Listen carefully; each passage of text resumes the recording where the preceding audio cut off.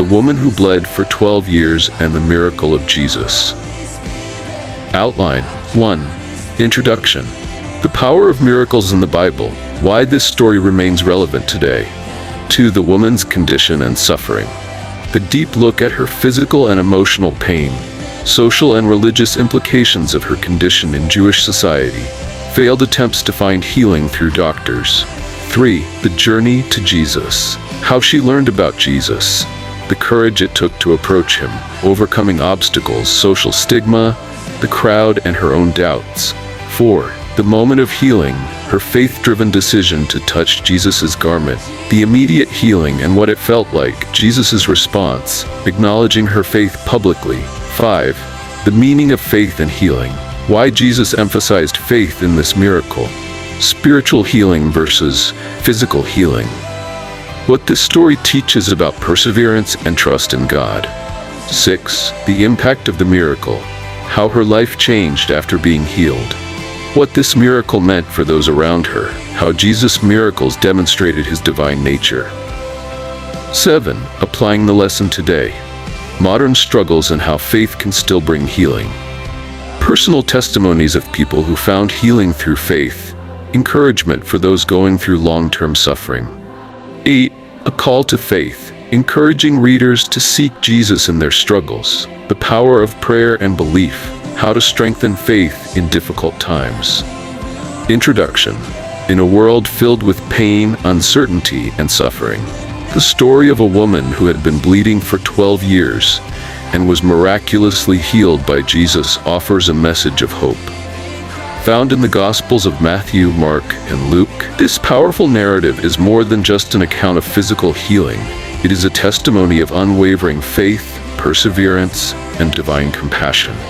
Imagine suffering for over a decade with a condition that not only weakens your body, but also isolates you from your community. Doctors have failed you. Society has abandoned you. Yet in one moment of faith, one touch, you are completely restored. This is the miracle that changed a woman's life forever and continues to inspire millions today. This book explores her journey, the miracle itself, and the greater message of faith and healing that still speaks to us today.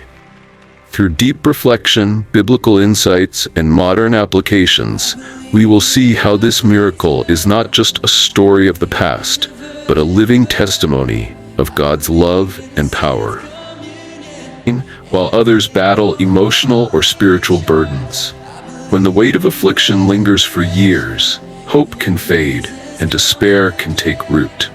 Yet, in one of the most powerful moments recorded in the Gospels, a woman who had been suffering for 12 years found healing, not just for her body but also for her soul. Her story, recorded in Matthew 9:22, Mark 5:25-34, and Luke 8:43-48, is a testimony to the power of faith, perseverance, and the compassion of Jesus Christ. She was an outcast, deemed unclean by her society, rejected by doctors, and left to suffer alone. But with one bold act of faith, she changed the course of her life forever. This book is a journey through her experience, her healing, and the deeper spiritual truths that apply to all of us today. It is a call to faith, to courage, and to the belief that no matter how long we have been suffering, a touch from Jesus can change everything. Chapter 2. The Woman's Condition. 12 years of suffering. A silent affliction. In first-century Jewish culture, a woman's menstrual cycle was deeply tied to ritual purity laws. According to Leviticus 15:25-27, any woman who had an ongoing discharge of blood was considered ceremonially unclean. This meant that anything she touched became impure. Anyone who came into contact with her or her belongings would also be considered unclean until they underwent purification rituals. For this woman, the implications were devastating. Physical suffering. A continuous hemorrhage for 12 years would have left her weak, anemic, and exhausted. The body was not designed to lose blood daily, and such a condition would have resulted in severe fatigue, dizziness, and malnutrition. Social isolation. Because of Jewish purity laws, she would have been considered an outcast. She could not attend synagogue, participate in community gatherings, or even live a normal family life. If she had once been married, her condition might have led to divorce, as physical contact with her would have made her husband unclean. Religious rejection. The laws of purity dictated that she was spiritually impure, preventing her from worshiping in the temple. She was cut off not only from people, but also from the very center of Jewish faith and religious life. Financial ruin.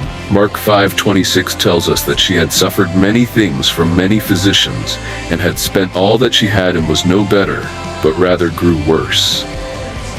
Seeking a cure was not just emotionally exhausting, it had left her financially devastated. For 12 years she had lived a life of isolation, shame, and despair. Every attempt to find healing had failed.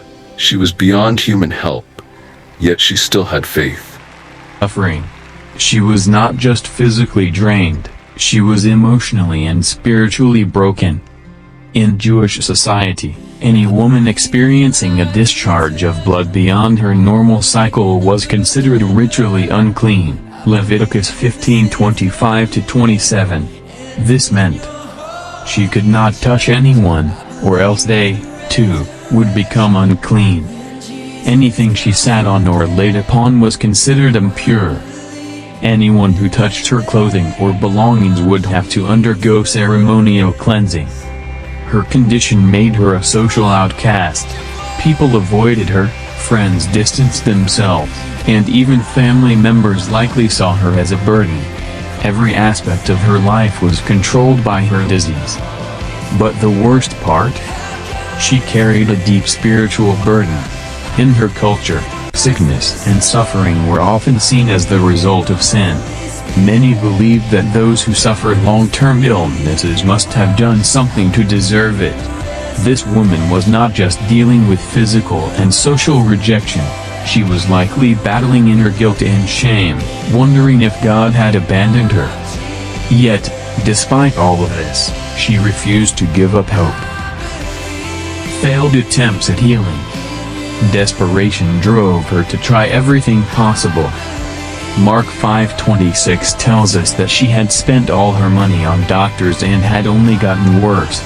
In those days, medical knowledge was limited, and many treatments were experimental or superstitious. Some common remedies for bleeding disorders included drinking bitter herbs mixed with wine, carrying ash from an ostrich egg as a supposed cure, superstitious amulets worn around the neck, visiting physicians who used painful or ineffective procedures. Not only did none of these treatments work, but they